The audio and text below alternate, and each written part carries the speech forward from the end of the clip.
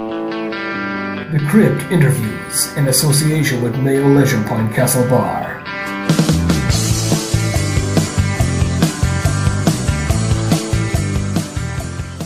This August is the 30th anniversary of A Nightmare on Elm Street 4, The Dream Master. And to coincide with the anniversary, the movie's production designer Mick Strawn and author Blake Best are working on a book called Behind the Screams, A Nightmare on Elm Street 4 Revealed, which will contain tales from the making of the movie that have never been shared with the public.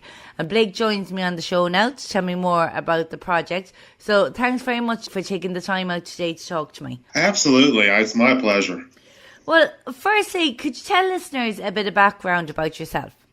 Oh, sure. I'm a professional horror author. I've been a writer my entire life, and I've been published before. Usually it's to do with horror or horror-related things. I think my first project was a dissertation on the Loch Ness Monster from Scotland, out there in Loch Ness. My husband's actually Scottish. Well, that's fantastic. I've always wanted to visit, and I was always kind of enamored with the Scottish folklore and the legends surrounding the creature, and you know, whether or not people have seen it, or you know, this, that, and the other. So I decided to put together like a paper and publish it, and you know, I won an award for that, and I was like, well, maybe I'll stick with the writing thing for, you know, the time being, and. And that's pretty much what I do. I write horror fiction. Last year I published 2 books. The Within, which is a tale of demonic possession, and then the other book is the one that won the award. It's called Razor's Edge, and it is basically a fictional retelling of the origin of Freddy Krueger, of the Springwood slasher. You know, who we're here talking about today, and. I just wanted to fill everyone in on the backstory and give them something that they had not seen in full. You know, the movies kind of gave us bits and pieces of the backstory, and then the television series kind of gave us a little bit about that, but we never got to see it fully fleshed out until the remake, which came out about 8 years ago, and, you know, to mixed reviews. So I decided to go ahead and kind of publish something that kept with the original canon of the films and the original Nightmare universe, and with characters that were established, and sort of told the backstory of his original killing spree, where he killed 20 kids and then was taken to jail and tried, and he got off on a technicality. The officers didn't sign the search warrant in the right place, and they kind of abused him, so they let him off, and then the parents decided to get revenge, so they torched him, burn him up in his boiler room, lair, and that's sort of where the book ends, because we kind of know what happens after that. Oh my God, that sounds like such a good read. Because I appreciate that. Thank you. I love all those bits in the movies. I just love getting a little taster of his background each time. So that'd be really interesting to read. I published it last year through a company which no longer it doesn't exist anymore. The company folded, but I published it, and I don't know, thousands of people came forward and told me how much it meant to them. And, you know, a lot of the cast members from Nightmare on Elm Street have read it, and I have seen it, and it's got me a lot of publicity. It's got a lot of attention for my writing. It's you know, been really amazing to say that, you know, Freddy Krueger and A Nightmare on Elm Street have kind of, you know, helped take my career further, you know. Fantastic. Well, then, of course, you're doing the book with the production designer Mick Strawn. So how did you come to know Mick? Mick and I have been friends for several years. I was a guest on a podcast where I was promoting my book, and the host of the podcast decided that they wanted to have a retrospective on the Nightmare on Elm Street films. And they asked me, since I knew and were friends with a lot of the cast, if I would get together a guest list and get some people to, you know, call in and share their stories about the making of the film, and you know, for each different, you know, film in the series. And I said, sure. So I contacted Mick, you know, and he and I had been friends for, you know, quite some time. And I said, hey, would you want to do this? And he said, sure. So he came on, and he did the episodes for Nightmare on Elm Street 3, The Dream Warriors. And then he also did the episode that was the retrospective for Nightmare on Elm Street 4, The Dream Master.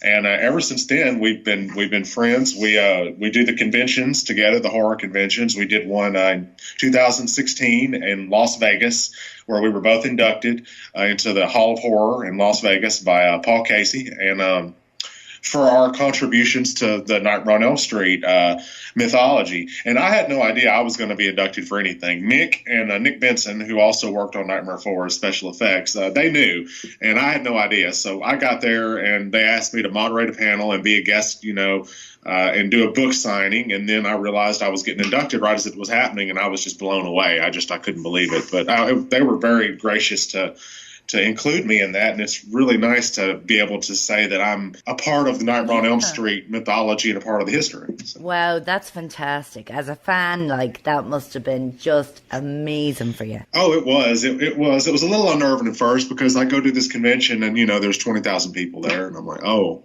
okay. I had never been before an audience that big. I had done other things where I'd been, before a few hundred or, a couple thousand, but never that many. So it was just on a completely different scale for me. Wow. Because I'm a massive Nightmare fan myself. So I know if that was me, I think I'd just pass out. Well, luckily I didn't do that. Luckily. But then how did the collaboration on the book come about? Well, that's an interesting question. I had been tossing around the idea of doing a book on Nightmare 4 for a while. It's one of the most popular films in the series, and up until Freddy versus Jason, it was the one that made the most money at the box office.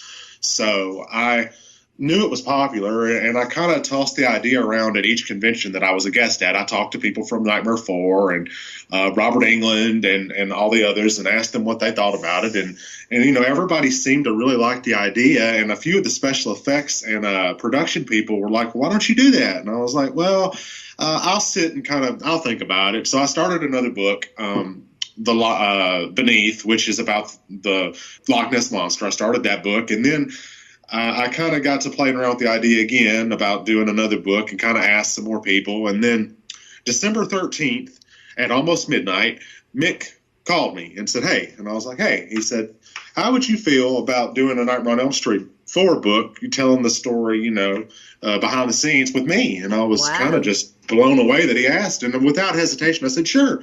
Of course I will. You're my friend. And, we got a long history, and we've already done the convention circuit and been doing all that kind of thing. So of course, I feel like I could, know you and of course I'll help you. So he asked, and then the next day on the 14th, I made an announcement on Facebook. I made a video, like a little promotional video, kind of releasing the information. Well, I released it around 1 o'clock in the evening, my time. And by 4 o'clock in the evening, it had been shared and seen probably 700 or 800 times. Wow. And I was like, well, this is a little bit more massive than I was expecting it to be. So a few people started asking, what's the book going to be called? So I panicked. I called Nick and I said, hey, do you have a title for this thing? Because there's people wondering, and I don't know if you have a title or something already in mind. And he took a few moments. He said, let me call you back. And I was like, okay. So I sat on it for a minute, and then he called me back and said, why don't we call it Behind the Screams, A Nightmare on Elm Street 4 Revealed? I said, I like it. He said, well, good, because that's what it's going to be called. And that's sort of how that happened. And we made the formal announcement about the title of the book the next day. And again, it got shared, hundreds of times. And then a lot of the websites, premier websites from horror, picked up on it. Bloody Disgusting ran an article on it. Joe Blow ran an article. Scare Tissue just ran an article last week on it. And it's been shared hundreds of times, and it's blowing up. There's fans messaging us left and right. Mick and I, our Facebooks are just out of control. I had to start telling people to go to my author page because I keep getting friend requests. I get upwards of 100 a day now. Wow. And I can't add all those people to my personal Facebook page. So I'd send them over to the author page, and they can follow everything there. So that's sort of how it started there. That's amazing. And then, of course, the other crazy thing is, when you announced all this, your first novel and with the Within and Razor's Edge, they're selling for crazy money online, like $2,000. I couldn't believe it. A fan messaged me and said, hey, I just wanted to, let you know that I've been trying to find a copy of your book, and I can't find one. I said, well, there's still some copies left on Amazon. They're limited print because the company has, no longer an entity. So there's limited print copies out there, but you can find them on Amazon. He said, yeah, I found one on Amazon, but the problem is I can't afford it. I said, well, I'm not understanding what you're saying. He said, well, go look.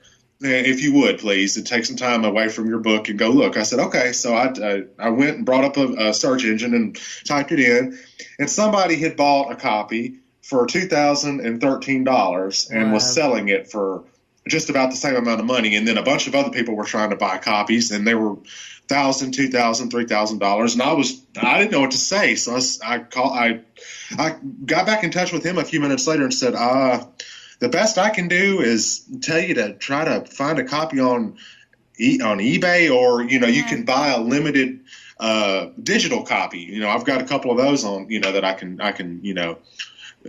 sell to you. I mean, those are like $10. I mean, that's I'm not going to charge you $2,000 for a digital copy, but I was kind of just blown away by that. And of course, I called my wife and I was like, I don't know what's happening here.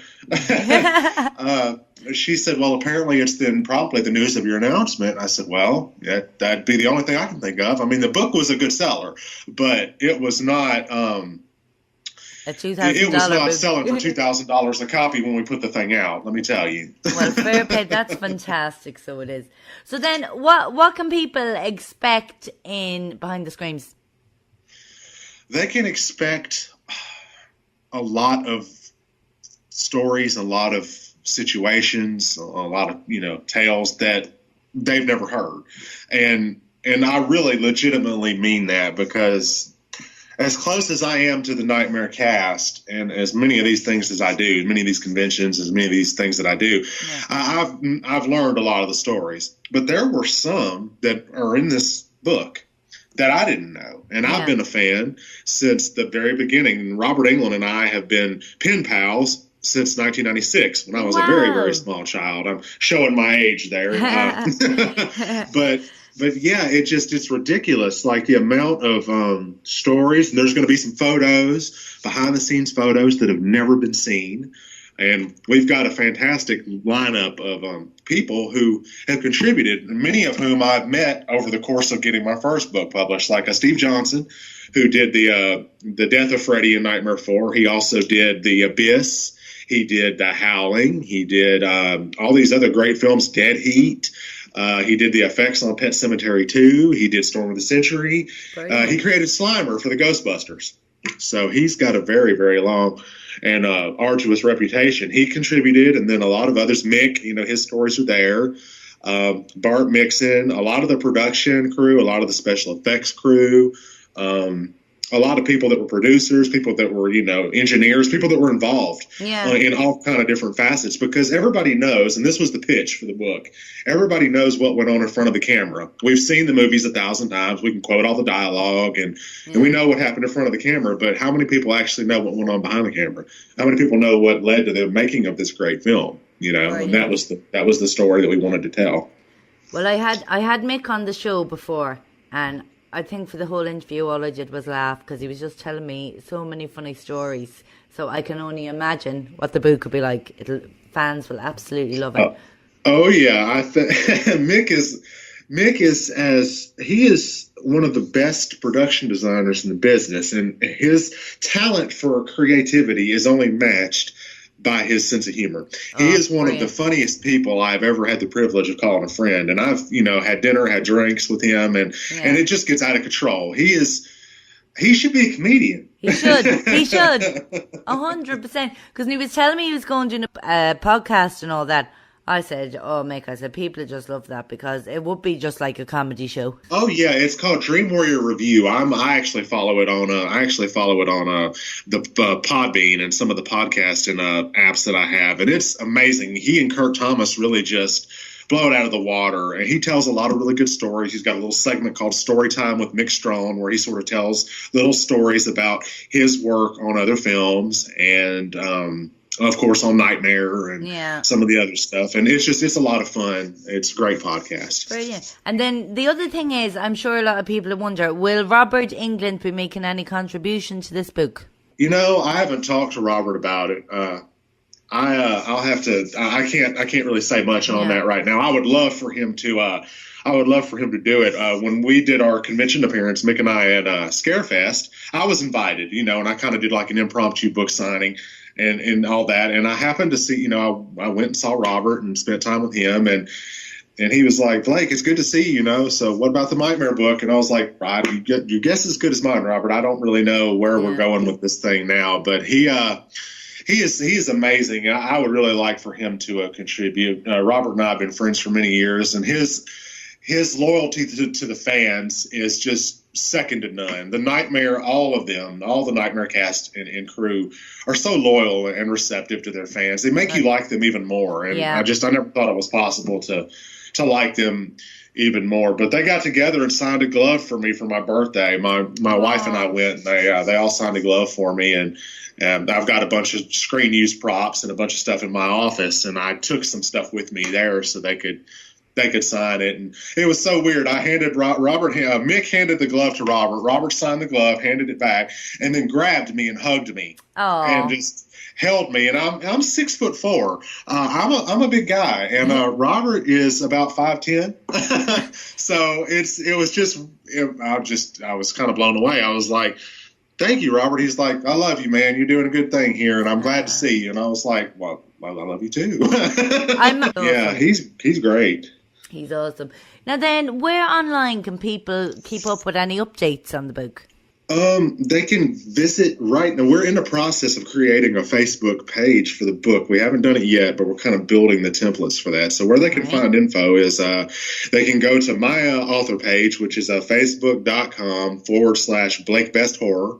And my website is linked up there too. I have an actual website that's linked up right there on that profile, so you can click it and go right there and get updates. Mick will be posting updates, as he has been, on his personal page. I post some updates on my personal page. It's just at this point, we're getting so much mail and so many friend requests and messages that we're trying to play catch up. And I'm trying to get to everybody, and it's just there's not enough hours in the day to be able to get to everybody as quickly as I'd like. But I mean, if they go to my author page, they'll be able to see the updates instantaneously and as they're posted. And if they go to the website, I'm constantly updating things there. I just 2 days ago put up the announcement for this show, so it's listed there.